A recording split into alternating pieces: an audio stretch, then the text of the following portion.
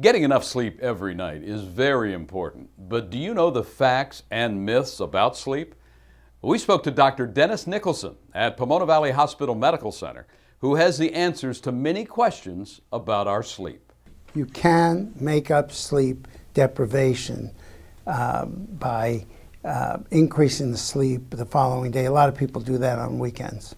There is a range of need for sleep from 4 to 10 hours. And if one looks at a normal population, there are some people who function quite well on 4 hours. They're very unusual. The 24-hour society demands that, and most people don't do well on a lack of sleep. Power naps or a nap that occurs can really make a difference in how one functions. For example, if you're extremely tired, I prefer that you pull over in your car and take a power nap than continue driving because you're putting yourself at risk. If one drinks alcohol before going to bed, you will increase the problem with breathing during sleep, mainly sleep apnea. And alcohol causes rebound after about 4 hours. It wears off and you're more awake than you would have been without it. Milk, on the other hand, has some, we might use the term soporific quality, makes people a little sleepier. And the mattress is, in a sense, important in that comfort is important during your sleep. On the other hand, that doesn't obviate the problems or take care of the problems with things like sleep apnea or other things such as insomnia for a different reason.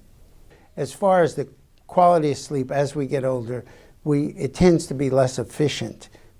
We still need the same amount. There is somewhat of a myth that you need less sleep as you get older, but the efficiency of sleep worsens. So older people tend to stay in bed longer but get the same amount of sleep, so their sleep efficiency is worse. Some worry about it, and some older folks start to go to bed earlier because of the variety of factors, and then they wake up at 2 or 3 in the morning and they're wide awake, but they've still had the same component of sleep. One of the gravest dangers that older people especially face is starting to take a sleeping pill on a regular basis. Here's the problem. Most all of the sleeping pills, in fact, every one I know of, have addictive qualities and cause rebound insomnia. So if you stop taking it, it makes the insomnia worse. Or it can actually cause tolerance, so you need more and more of it. No study has shown that sleeping pills work beyond a couple of weeks. One study showed up to 6 months, but they have major dangers if taken for a long period. I strongly recommend that if you're unable to sleep, you get out of your bed and go in another room. You may watch television, you may read, but the problem with lying in bed trying to sleep is that just the word trying.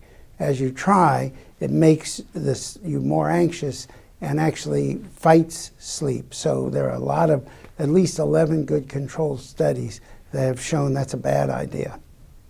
Nightmares are usually a manifestation of a trauma of some kind, either depression or commonly we see it with post-traumatic stress disorder.